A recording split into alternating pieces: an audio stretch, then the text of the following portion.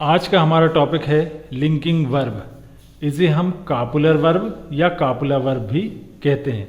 Linking verb क्या काम करती है? लिंकिंग वर्ब सब्जेक्ट की अवस्था यानी स्टेट ऑफ बीइंग को बताती है। साथ ही लिंकिंग वर्ब एक अवस्था से मतलब एक स्टेट से दूसरे स्टेट में चेंज होने को भी हमें बताती है। लिंकिंग वर्ब एक प्रकार की मेन वर्ब होती है जो सब्जेक्ट को उसके कॉम्प्लीमेंट से लिंक करने यानी जोड़ने का काम करती है। सब्जेक्ट कॉम्प्लीमेंट क्या काम करता है? सब्जेक्ट कॉम्प्लीमेंट सब्जेक्ट की प्रॉपर्टी यानी विशेषता बताता है, उसके बारे में कुछ अतिरिक्त जानकारी देता है। सब्जेक्ट कॉम्प्लीमेंट के रूप में हम नाउन या एडजेक्टिव का प्रयोग करते हैं। इसका स्ट्रक्चर निम्न होता है। सबसे पहले सब्जेक्ट, इसके बाद लिंकिंग वर्ब, इसके बाद सब्जेक्ट कॉम्प्लीमेंट। लिंकिंग वर्ब के रूप में एक तो हम बी की फॉर्म का प्रयोग करते हैं, यानी बी की फॉर्म कौन कौन सी होती हैं? Is, am, are, was, were, be, being और बीन। ये कब लिंकिंग वर्ब होंगी? जब इनके बाद मेन वर्ब का प्रयोग नहीं हुआ हो और इनके बाद सब्जेक्ट कॉम्प्लीमेंट का प्रयोग हुआ हो। इनमें से इज, एम, आर, वाज, वर को तो हम अकेले मेन वर्ब की तरह प्रयोग करके लिंकिंग वर्ब के रूप में प्रयोग कर सकते हैं, लेकिन बी, बीइंग और बीन को लिंकिंग वर्ब के रूप में प्रयोग करने से पहले हमें इनके पहले हेल्पिंग वर्ब का प्रयोग करना पड़ता है।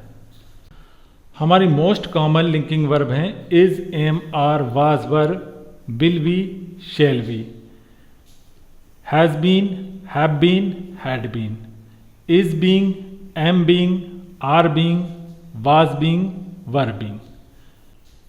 कुछ एग्जाम्पल के माध्यम समझते हैं। हमारा फर्स्ट सेंटेंस है ही इज ए टीचर, वह एक अध्यापक है।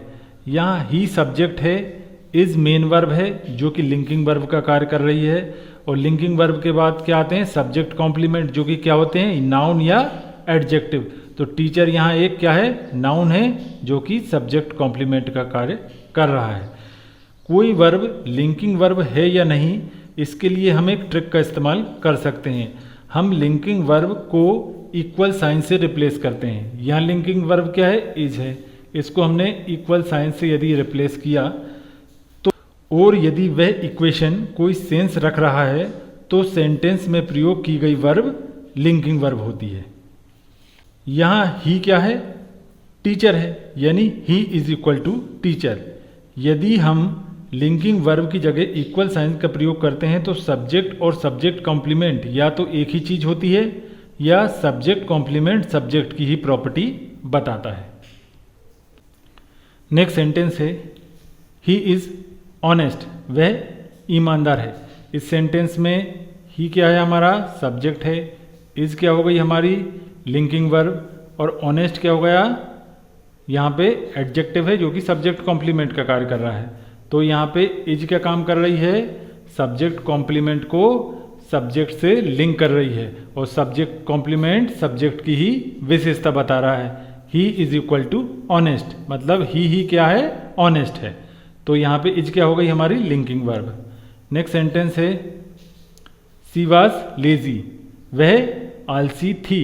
तो सी यहाँ पे सब्जेक्ट हो गया, वाज यहाँ पे क्या हो गई? लिंकिंग वर्ब हो गई, और लेजी क्या हो गया? यहाँ पे सब्जेक्ट कॉम्प्लीमेंट हो गया।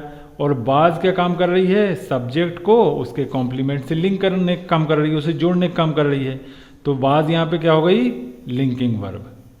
Next sentence my friend has been a wrestler, मेरा दोस्त रेसलर रह चुका है।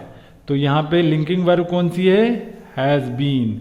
तो अभी हमने थोड़ी देर पहले ये बात करी थी कि लिंकिंग वर्ब क्या अवस्था को बताती, साथ ही एक अवस्था से दूसरी अवस्था में चेंज को भी बताती। यहाँ पे क्या? वो रेसलर रह चुका है, मतलब पहले रेसलर था लेकिन अब रेसलर नहीं है। तो यहाँ पे लिंकिंग वर्ब क्या कर रही है? एक अवस्था से दूसरी अवस्था में चेंज को भी बता रही है। तो इस सेंटेंस में लिंकिंग वर्ब कौन हो गई? Has been. नेक्स्ट सेंटेंस है he has been a cricketer, वह क्रिकेटर रह चुका है।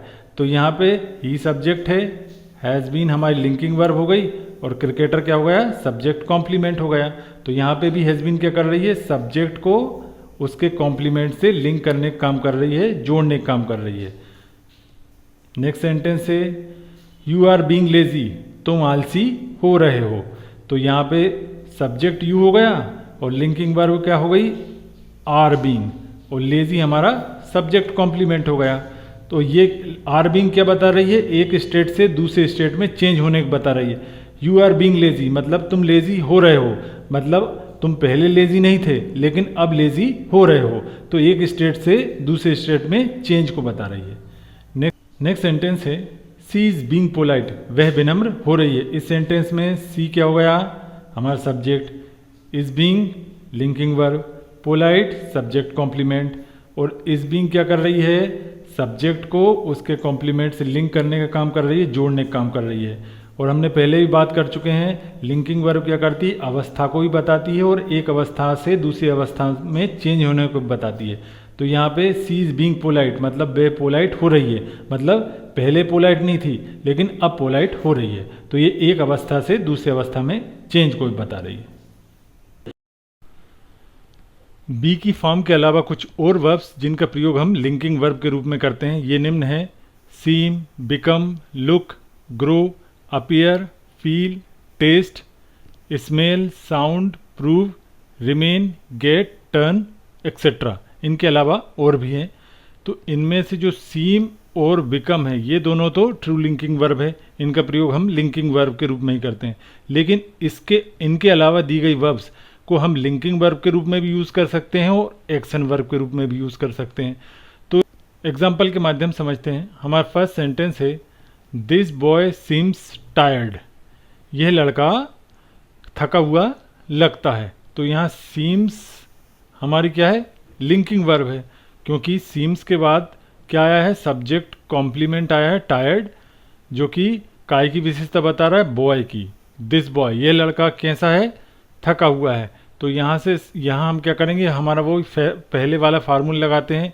सीम्स की जगह हम इक्वल साइन लगा सकते हैं। इक्वल साइन लगा के देखते हैं क्या सब्जेक्ट की प्रॉपर्टी सब्जेक्ट कॉम्प्लीमेंट बता रहा है। यदि बता रहा है तो सीम्स हमारी कौन सी हो जाएगी, लिंकिंग वर्ब। तो यहाँ this boys is equal to tired मतलब यह लड़का थका हुआ है। तो इस इक्वेशन का एक सेंस बन रहा है। तो ये सीम्स हमारी क्या हो गई, कौन सी वर्ब हो गई, लिंकिंग वर्ब। हम इक्वल की जगह बी की फॉर्म इज एम आर का प्रयोग भी कर सकते हैं।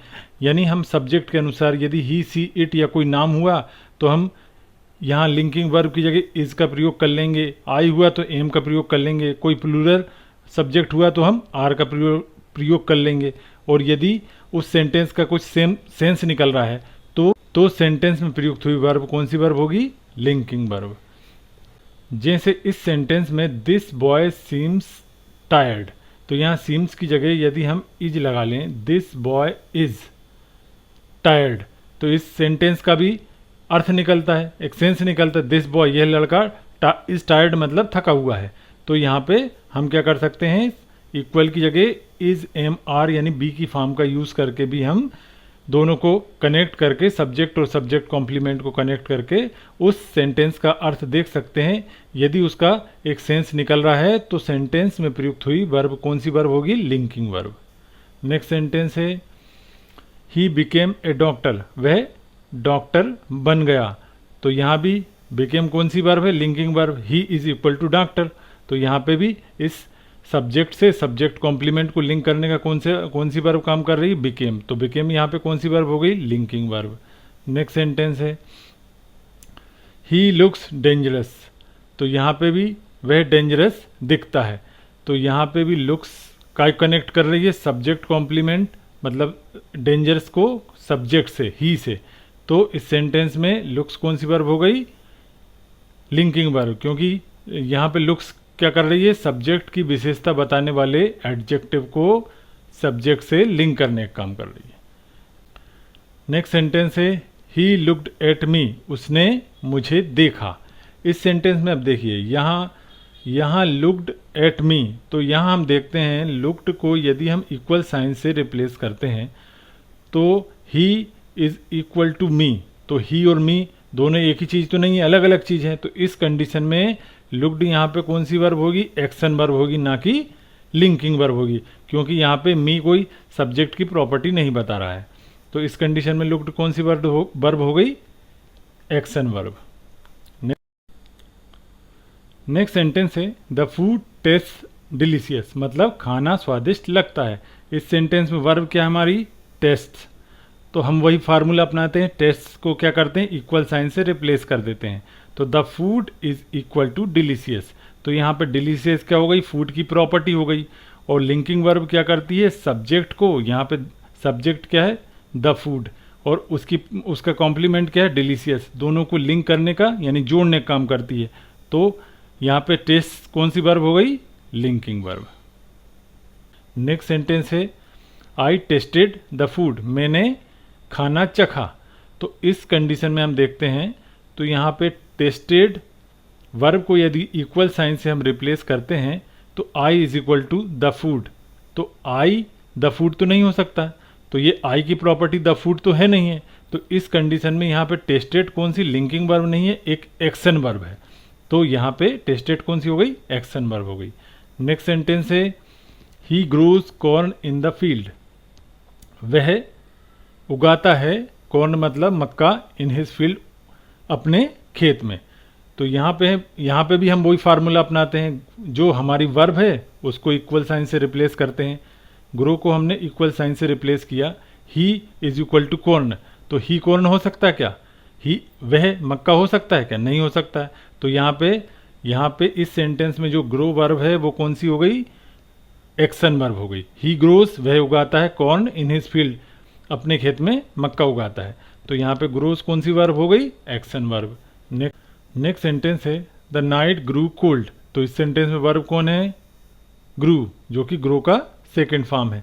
इसे यदि हम इक्वल साइन से रिप्लेस कर देते हैं तो the night is equal to cold, तो यहाँ कोल्ड क्या हो गई, नाइट की प्रॉपर्टी हो गई। तो इस सेंटेंस में ग्रू वर्ब कौन सी वर्ब हो गई, लिंकिंग वर्ब। तो आज के लिए इतना ही, थैंक्स फॉर वॉचिंग।